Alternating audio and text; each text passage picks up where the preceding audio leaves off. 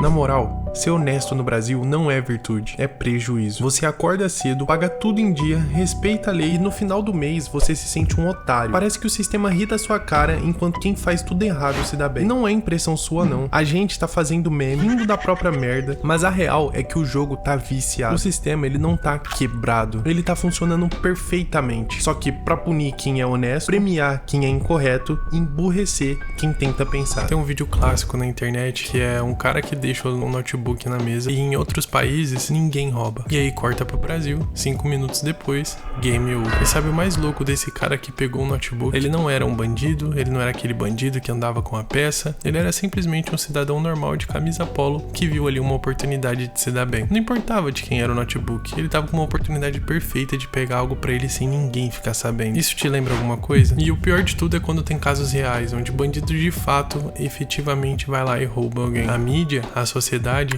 mas ele é vítima da sociedade, ele cometeu o ato porque teve um passado difícil, cresceu na miséria. Mano, vamos separar duas coisas que o brasileiro misturou e ficou confuso. Explicação não é justificativa. A sociologia consegue explicar pra gente como a pobreza facilita o crime, ok, mas usar isso como justificativa do ato, isso é suicídio moral. Porque se a gente for pensar assim, tudo na vida é reflexo do passado. Analisa sinceramente a hipocrisia. Pensa naquele cara que agride a esposa dentro de casa, aquele covarde, você quer ver ele pagando pelo que fez, certo? Mas se a gente for usar essa lógica da vítima da sociedade, a gente vai descobrir que esse agressor provavelmente sofreu violência da infância. O passado dele explica a agressividade dele hoje. E aí, você vai passar a mão na cabeça do agressor só porque ele teve uma infância triste? Não, você não perdoa. Então por que diabos, quando o crime é subtrair o bem ou atentar contra a vida de alguém, o passado triste vira desculpa? Se a gente for relativizar tudo pelo passado, ninguém é culpado de nada. O predador, o criminoso letal, o político corrupto, todo mundo tem um trauma. Se tudo é culpa do sistema, a responsabilidade individual...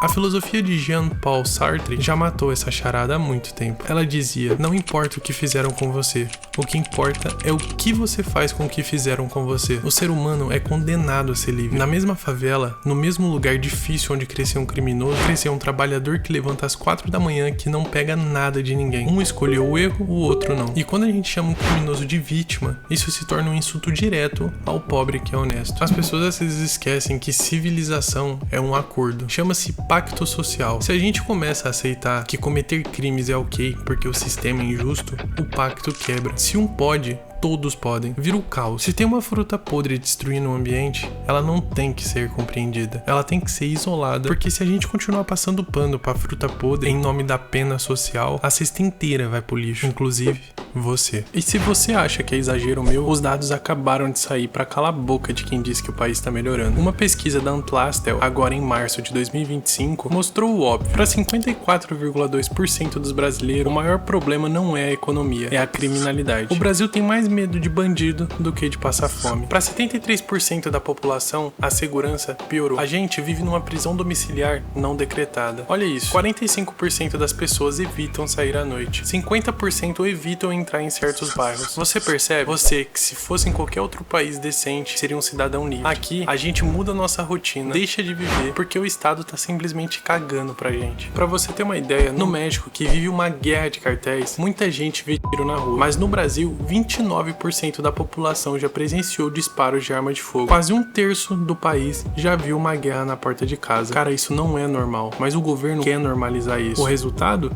20% dos brasileiros querem fugir do país. 1/5 da população quer ir embora, não por luxo, mas por sobrevivência. E sabe por que o crime compensa? Porque o Estado desenhou o sistema assim. Pensa comigo, você é honesto, paga faculdade, trabalha ou às vezes passou num concurso público, o que o Estado te dá? O Estado te dá boleto e burocracia e muito imposto. Agora, olha para o sistema prisional. A lei garante. Se o detento ler livrinho, a pena diminui. Tem decreto obrigando empresas a contratar ex-detentos. O recado é, seja honesto e se vira no mundão. Mas se cometer erros, o Estado te dá educação que ele não te deu quando você pediu uma oportunidade. Enquanto a gente vive com medo, aprova uma lei onde interromper uma mulher pode ser violência política. Mano, criaram uma lei baseada em subjetividade. O Senado aprovou a Lei de Combate à Misoginia. No papel é lindo. Na prática, interromper uma mulher pode te dar cadeia equiparada ao racismo. E aí eu te pergunto, quem vai definir o que é interromper? O juiz. Isso é uma insegurança jurídica total. Analisa essa loucura. Se alguém hoje tira a vida de um homem, é um homicídio simples. 6 a 8 anos de cadeia. Se tira a vida de uma mulher, mulher,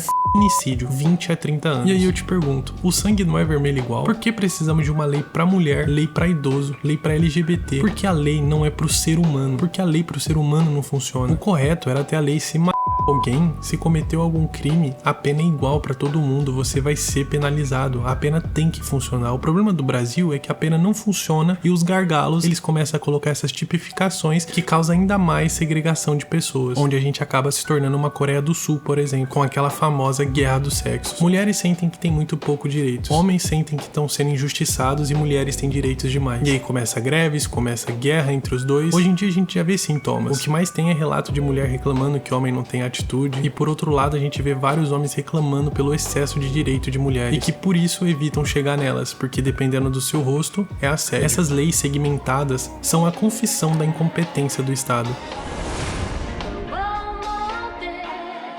E ai de você de reclamar. Vimos o que aconteceu com as redes sociais. Um juiz derrubou uma plataforma inteira, calou milhões e teve gente aplaudindo. Vimos uma democracia relativa. O sistema, ele não quer só o seu dinheiro, ele quer seu silêncio também. Sem contar o que a gente tem de estelionato intelectual. Olha o Bolsa Família. O brasileiro jura que foi o Lula que inventou. É mentira. Ele pegou os programas do FHC, juntou tudo, fez rebranding, rebatizou e agora chama Bolsa Família e todo mundo acredita que foi ele que fez. O Minha Casa Minha Vida também, o programa já existia, mas ele se chamava Habitar Brasil, que era financiamento pela Caixa. O Lula só foi lá, mudou de nome e vendeu como se fosse dele. O FIES também, que foi criado no governo HC em 1999, e o Lula, na cara de pau, só apadrinhou dizendo que era dele. E trazendo um recente, agora teve o da CNH, muita gente acredita de pé junto que é uma lei que o Lula criou. Mas não, gente. O projeto da CNH foi feito pelo Kim Kataguiri, um deputado. O Lula simplesmente tá usando como marketing para se promover para a próxima reeleição dele. Enfim, né? O que esperar do pai dos pobres? Prometeu picanha e entregou taxas. E aí você me pergunta, por que ninguém se revolta? Por que ninguém faz nada? Porque estamos ficando burros. O QI médio do brasileiro está caindo. Somos a geração do efeito flying reverso. Jovens que leem as palavras, mas não entendem a frase. Isso criou o torcedor de política. O povo virou torcida organizada de político de estimação. Enquanto a China, a Coreia criam engenheiros, o Brasil cria zumbis de redes sociais. E a raiz desse emborrecimento que a gente vive tem nome e sobrenome: estelionato educacional. Compara com a Coreia do Sul. Lá, o moleque estuda 14, 16 horas por dia. É um inferno de Joseon, como eles chamam. A pressão é desumana. O índice de depressão lá é alto? É. Mas sabe o que esse inferno cospe do outro lado? Samsung, Hyundai, LG, tecnologia de ponta. Eles sacrificam a juventude para garantir a soberania nacional. O que eu não concordo com o extremismo, mas aqui, no Brasil, a gente adotou o caminho oposto, a aprovação automática. O professor é proibido de reprovar. O Estado olha para a estatística e diz: reprovar o aluno custa caro e pega mal pro governo. Passa todo mundo logo. O aluno sabe que ele não precisa estudar. Ele sabe que se entregar uma folha em branco, ele passa de ano. O resultado? A gente tá entregando diplomas de papelão. Temos jovens saindo do ensino médio que são analfabetos funcionais. Sabem ler um tweet, mas não conseguem interpretar um parágrafo de um jornal. Não sabem uma regra de 3, enquanto a Ásia tá criando uma geração de engenheiros para dominar o mundo, enquanto o Brasil tá criando uma geração de idiotas para ser mão de obra barata ou massa de manobra de político. Não é acidente, é projeto. Um povo que não sabe matemática básica, não sabe calcular juros do cartão de crédito, não sabe questionar imposto, não sabe o rombo que o governo tá fazendo. A escola brasileira não foi feita para te ensinar, ela foi feita para te manter ocupado enquanto o futuro passa na sua frente. Tanto faz direita ou esquerda, parem de procurar um salvador. O Bolsonaro teve chance de subir o Brasil e mudar nossa história e entregou o cofre pro centrão. O Lula vendeu o futuro do pobre por imposto. O Brasil não é vítima de azar, é vítima de projeto. Um projeto que precisa de gente ignorante, dependente e calada. A pílula é amarga. Dói saber que a gente vive nessa armadilha, mas o primeiro passo é parar de ser ingênuo. Lembra dos 20% que querem fugir do país? Talvez eles estejam certos, mas se você pretende ficar aqui ou não tem como sair, entenda. O ato mais rebelde que você pode fazer hoje não é ir pra rua e gritar, é estudar de verdade. É rejeitar o dinheiro fácil e a vitimização. É entender que se você não cuidar da sua vida, o Estado vai cuidar e vai destruir ela. Muito obrigado por ter assistido até aqui. Quero a opinião de vocês também. Aonde vocês acham que o Brasil vai parar? Se vocês acham que tem cura essa situação que a gente tá, ou até mesmo se você discorda, fica à vontade aí pra conversar e a gente debater sobre. Eu respondo todos. Muito obrigado pela atenção. Fui!